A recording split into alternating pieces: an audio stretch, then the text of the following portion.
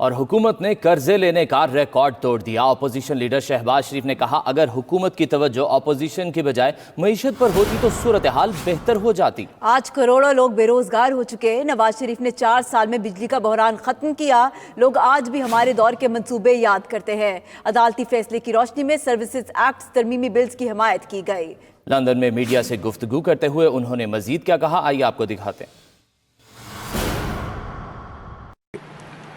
General Qamar Bajwa صاحب کو عمران خان کی حکومت نے ایکسٹینشن دے دی تھی اور نوٹیفیکیشن بھی ایشو ہو گیا تھا۔ اس وقت تو کوئی واویلا نہیں تھا، کوئی پروٹیسٹ نہیں تھا کسی طرف سے بھی۔ میں اپنی پارٹی کی بات نہیں کر رہا، میں جنرلی بات کر رہا ہوں۔ جب معاملہ سپریم کورٹ میں آیا تو سپریم کورٹ نے یہ کہا کہ 6 مہینے کی انہوں نے ان کو دی ایکسٹینشن، اور کہا کہ پارلیمنٹ اس کے اوپر فیصلہ کرے اور لیجسلیشن کرے، اور وہ ہم نے اس فیصلے کے تحت لیجسلیشن کی اور اس بل کو سپورٹ کیا۔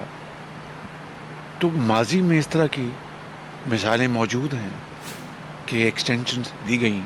کروڑوں لوگ جو ہیں اس وقت بے روزگار ہو چکے ہیں، اور عمران خان نے جو اس نوٹیفیکیشن کے حوالے سے جو فاش غلطیاں کیں، وہ خالی غلطیاں نہیں تھیں جس کو روز سپریم کورٹ سکم ڈکلیئر کر کے ٹھیک کرا رہی تھی، بلکہ اس میں بدنیتی بھی تھی شامل عمران خان کی۔ پی ٹی آئی کی حکومت نے ثابت کر دیا کہ وہ نااہل ترین حکومت ہے۔ عمران خان نااہل ترین وزیر اعظم ہیں، اور اگر اسی طرح معاملہ چلتا رہا تو خدا نہ خواستہ، اللہ نہ کرے میرے منہ میں خاک، and I hope I am proven wrong, Pakistan کو ناقابل تلافی نقصان عمران خان پہنچا دیں گے۔ آپ کی زراعت تباہ ہو گئی، آپ کی صنعت تباہ ہو گئی، آپ کے لاکھوں لوگ بے روزگار ہو گئے، اور ایکسپورٹس آپ کی بری طرح متاثر ہوئیں۔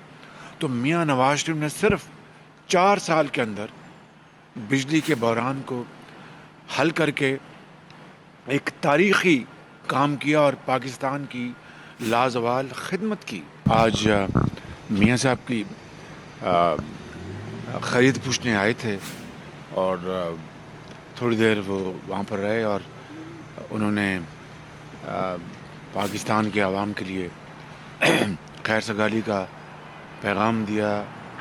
میاں نواز شریف صاحب نے افغانستان کے عوام کے لیے محبت کے جذبات کا اظہار کیا۔